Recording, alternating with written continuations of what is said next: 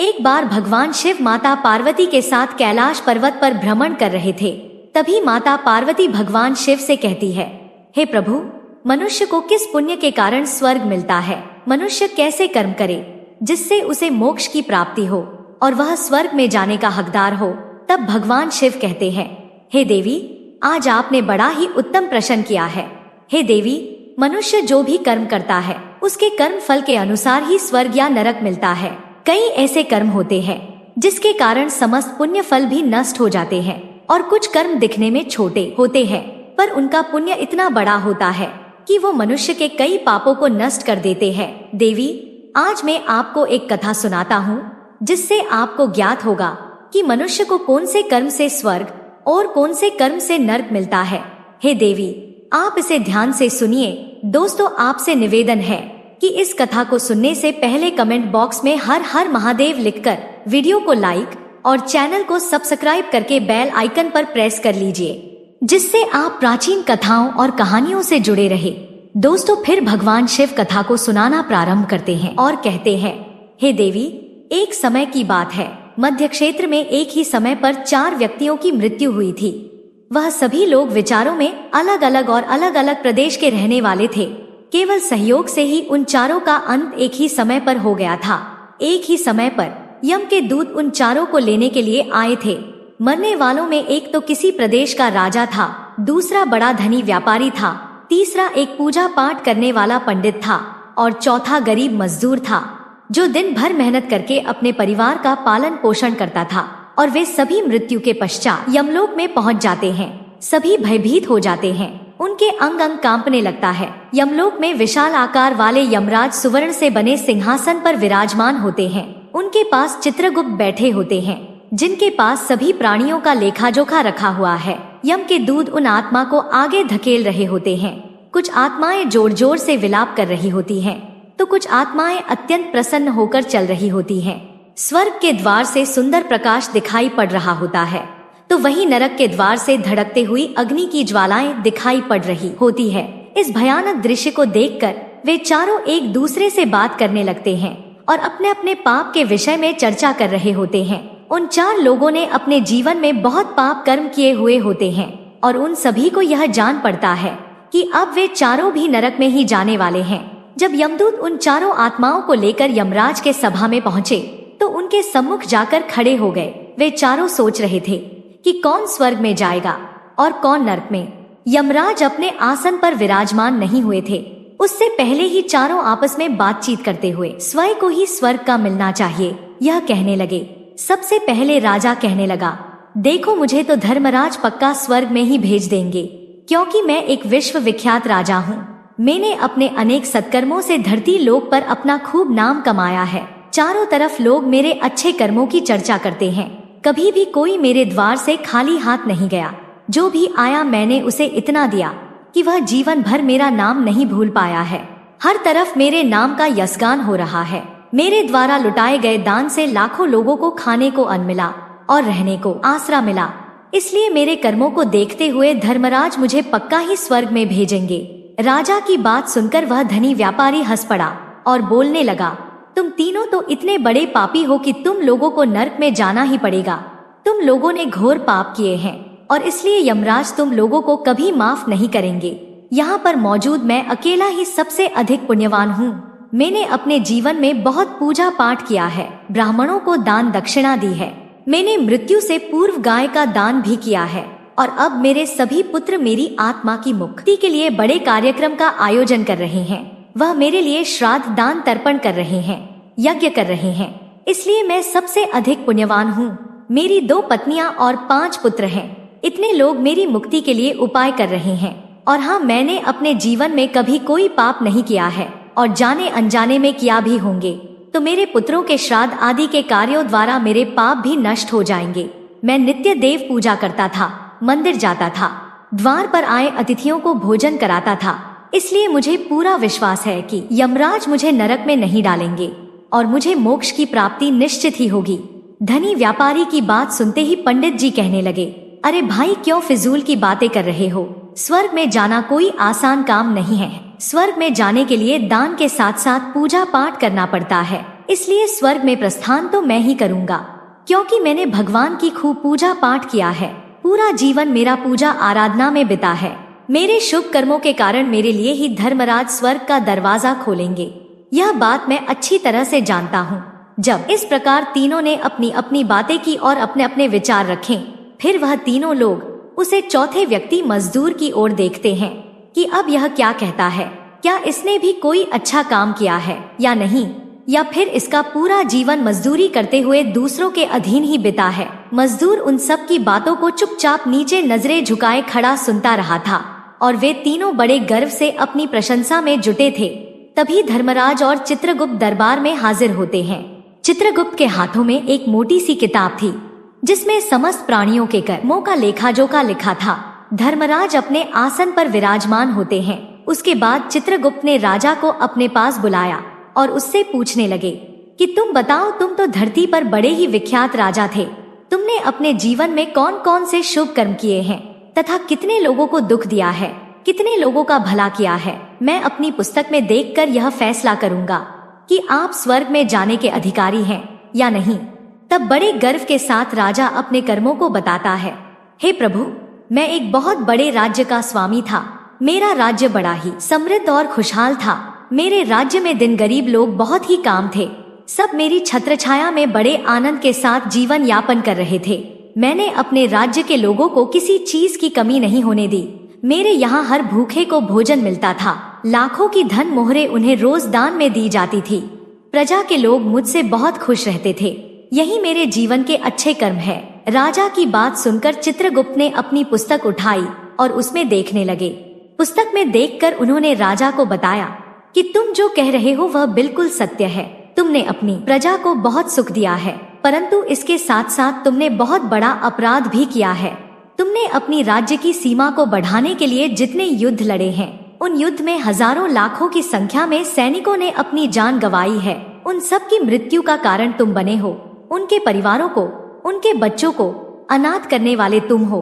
उनकी स्त्रियों को विधवा बनाने वाले भी तुम हो। उनकी माँ की गोद सुनी करने वाले भी तुम हो।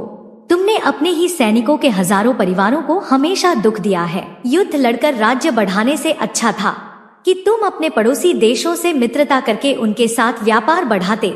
आपका राज्य तब भी समृद्ध और संपन्न रहता। तुमने अपनी प्रजा को नहीं, सैनिकों को सुखी बनाया है, इसलिए तुम स्वर्ग के अधिकारी नहीं हो। यह बात सुनकर राजा चुपचाप पीछे हो गया। उसके बाद चित्रगुप्त ने व्यापारी से पूछा, आपने धरती पर कौन कौन से अच्छे कर्म किए हैं? तब व्यापारी कहता है, हे प्रभु, मैंने धरती पर जितना धन कमाया उसका आधा भाग अच्छे कामों में लगाया। लाखों लोगों को भोजन कराया, कई आश्रमों को दान दिया है, कई बेघर लोगों को अपने धन से घर दिया है, कई शहरों में मंदिरों का निर्माण कराया है, कई जगह पर धर्मशालाएं बनवाए हैं, प्रत्येक तीर्थ में भंडारे करवाए हैं। यही मेरे जीवन के अच्छे कर्म है। व्यापारी की बात सुनने के बाद चित्रगुप्त ने अपनी पुस्तक खोली जिसमें उसके जीवन के सारे अच्छे बुरे कर्म लिखे हुए थे।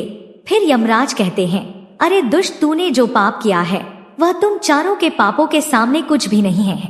तेरे एक पाप के कारण तेरा सारा पुण्य फल नष्ट हो गया है। यदि तूने यह पाप नहीं किया होता तो तू स्वर्ग में जा सकता था, लेकिन तूने यह पाप जानबूझकर किया है, इसलिए तुझे नरक में अवश्य जाना पड़ेगा। इतना सुनकर वह धनी व्यापारी बोलता है, हे धर्मराज, इन चारों ने जो भी पुण्य किए हैं वह तो मैंने भी किए हैं, बल्कि उनसे ज्यादा किए हैं। फिर भी मैंने ऐसा कौन सा पाप किया है जो मुझे नरक में भेजा जा रहा है? यमराज कहते हैं, हे दुष्ट, याद कर जिसने तेरे घर पर चोरी की थी और तूने उसके ऊपर कई अन्य गलत लाछन लगाए थे। उस व्यभिचारिणी और वैश्य कहकर उसके चरित्र का हनन किया है और राजा ने उसे सत्य समझकर उस अबला विधवा नारी को मृत्युदंड दे दिया था। मनुष्य ब्रह्मा हत्या, चोरी, मदिरापान आदि प्रकार के पापों से भी प्रायश्चित करके मुक्त हो सकता है, किंतु दूसरों पर गलत लाछन लगाने पर कोई प्रायश्चित नहीं। जो दूसरों पर गलत आरोप करता है, सत्य जानकर भी दूसरों को झूठ कहकर उनके पर दोष डालता है, वह तो सबसे बड़ा पापी है। उसके द्वारा किए गए सभी पुण्य नष्ट हो जाते हैं। इसलिए तूने जितने भी पुण्य किए हैं वह सभी उस पाप के कारण नष्ट हो गए। तुमने धरती पर जो दान धर्म किया है वह तुमने उस पैसे से किया है जिसको कमाने के लिए तुमने बहुत झूठ बोला है। तुमने बहुत ठगी की है, कई चीजों में मिलावट करके बेचा है, नकली चीजों को असली के दाम में बेचा है, कितने व्यापारियों को रास्ते से हटाया है। तुम्हारे इन कर्मों से अनजाने में कितने लोग बीमार होकर मर गए हैं, कितनों ने आत्महत्या कर ली, कितनों की मेहनत का पैसा तुम्हारे पास चला आया। उन सब लोगों की बद्दुआ तुम्हारे साथ है। तुमने जो कुछ भी अच्छा काम किया है वह काम शून्य हो गया है, इसलिए तुम्हारे पास भी तुम्हारा कोई शुभ कर्म नहीं है। तुम स्वर्ग में जाने के अधिकारी नहीं हो। चित्रगुप्त की बात सुनकर व्यापारी भी बड़ा उदास होकर पीछे हो गया। उसके बाद पंडित जी को आगे बुलाया और पूछने लगे, तुमने अपने जीवन में कौन से अच्छे कर्म किए हैं। तब पंडित जी कहते हैं कि मैंने हजारों लोगों को ज्ञान दिया है, हजारों यज्ञों के अनुष्ठान को संपन्न कराया है, हजारों घरों में पूजा पाठ कराया है, दिन रात में ईश्वर का जप तप किया है, हजारों कन्याओं का विवाह कराया है, लाखों पिंडदान श्राद्ध कराए हैं, अनगिनत लोगों को मार्गदर्शन दिया है। इससे ज्यादा शुभ कर्म और क्या हो सकता है। तब चित्रगुप्त अपनी पुस्तक में देखकर बताते हैं, इस पंडित का कहना सत्य है। आपने वास्तव में हजारों लोगों को ज्ञान दिया है, लेकिन उस ज्ञान पर स्वयं कभी अमल नहीं किया। आपने सैकड़ों यज्ञ पूजा अनुष्ठान किया, पर उनको निस्वार्थ भाव से नहीं किया गया। तुम हमेशा से धन के लालची रहे हो, इसलिए तुम स्वर्ग में जाने के अधिकारी नहीं हो। अब पंडित जी भी उदास होते हुए पीछे हो गए। अब बचा केवल मजदूर। वह मजदूर यह सब देखकर बड़ा हैरान था कि अब तक वह जिन्हें महान समझ रहा था उनमें से कोई भी स्वर्ग का अधिकारी नहीं रहा। तो मैं कैसे स्वर्ग में जा सकता हूँ। मुझे तो स्वर्ग की कल्पना भी नहीं करनी चाहिए, क्योंकि मैं तो कभी पूजा पाठ जब तप या दान धर्म करने के लायक भी नहीं था। तो शुभ कर्म कहाँ से करता। मैं तो मेहनत मजदूरी करके सारे जीवन अपने परिवार का भरण पोषण करता रहा। वह मजदूर यह सब बातें सोच ही रहा था। इतने में ही चित्रगुप्त ने उसे भी आवाज लगाई और उससे पूछा, किंतु वह मजदूर तो पहले से ही कहने लगा, हे प्रभु, मैंने धरती पर एक गरीब के घर में जन्म लिया था। दान हवन पूजा पाठ करने के मैं लायक ही नहीं था, तो मैं शुभ कर्म कहाँ से करता। मैं तो अपने परिवार का पालन पोषण बड़ी मुश्किल से करता था। मैं जानता हूँ प्रभु, मैं स्वर्ग में जाने का अधिकारी नहीं हूँ। मैं धरती पर भी नरक में था और आगे भी नरक में ही जाना है। किंतु हे प्रभु, यहाँ पर भी मेरी एक इच्छा है। मैं स्वर्ग में तो नहीं जा पाऊंगा, लेकिन मैं एक बार स्वर्ग को अपनी आंखों से देखना चाहता हूँ। इससे अधिक मेरी कोई इच्छा नहीं है, क्योंकि मैंने ऐसा कोई काम नहीं किया है जो कुछ देर के लिए मुझे स्वर्ग में पहुँचा दे। मजदूरी के बाद लोगों की सेवा के लिए मेरे पास समय नहीं बच पाता था। बचा हुआ समय मैं अपने बूढ़े माँ बाप की सेवा में लगा देता था। उन्हें खिला पिलाता, उनके वस्त्र बदलता, यही मेरी दिनचर्या थी। मुझे तो मंदिर में जाने का भी अवसर नहीं मिलता था। मजदूर की बात सुनकर चित्रगुप्त ने अपनी पुस्तक में देखकर पूछा कि तुमने कभी तो कोई शुभ कर्म किया होगा। तब मजदूर अपने पूरे जीवन के घटनाक्रम को याद करता है। तब उसे याद आता है कि एक बार उसे बहुत तेज भूख लगी थी। वह रोटी खाने के लिए बैठा ही था कि तभी वहां एक बहुत ही कमजोर बीमार कुत्ता टहलता हुआ आ गया, जो ठीक से चल भी नहीं पा रहा था। वह आकर मेरे सामने बैठ गया और मेरी रोटी की ओर गौर से देखने लगा। मैं समझ गया कि वह कुत्ता बहुत भूखा है। मेरे अंदर से आवाज आई कि बेजुबान जानवर को छोड़कर मैं अकेला कैसे खा सकता हूँ। मैंने वह रोटी स्वयं न खाकर उस कुत्ते को खिला दी। उस दिन मैंने पूरे दिन भूखे पेट रहकर ही काम किया था। मजदूर की बात सुनकर चित्रगुप्त मुस्कुराए और उसका हाथ पकड़कर बड़े सम्मान के साथ उसे स्वर्ग में लेकर गए और बोले, वास्तव में आप ही स्वर्ग में रहने के अधिकारी हो। प्राणियों पर दया दिखाना ही सबसे बड़ा शुभ कर्म है। मनुष्य जो भी काम निस्वार्थ भाव से करता है, वास्तव में उसका ही उसे सबसे बड़ा पुण्य मिलता है। निस्वार्थ भाव से जन कल्याण के लिए किया गया एक छोटे से छोटा काम भी आपके सैकड़ों पापों को नष्ट कर देता है। लोगों का लालच, मोह और स्वार्थ के वशीभूत होकर किया गया शुभ कर्म भी फलदायी नहीं होता है। इसलिए ध्यान रहे, जीवन में अच्छे कर्म अच्छी भावना के साथ करना चाहिए। ऐसा नहीं होना चाहिए कि आपने किसी से धन छीन कर या चुराकर धर्म कर्म में लगा दिया हो। स्वर्ग में वही व्यक्ति जाता है जिसने निष्काम निस्वार्थ भाव से प्राणियों की सेवा की हो, भले ही उसने जीवन में एक पैसा भी दान ना किया हो, पर वह जिस लायक था अपने सामर्थ्य के अनुसार उसने निस्वार्थ भाव से जो भी काम किया है वही उसकी मुक्ति का रास्ता तय करता है। दोस्तों, कहानी कैसी लगी कमेंट करके जरूर बताएं और वीडियो को लाइक और चैनल को सब्सक्राइब करके बेल आइकन पर प्रेस कर लीजिए, जिससे आप प्राचीन कथाओं और कहानियों से जुड़े रहे। हर हर महादेव।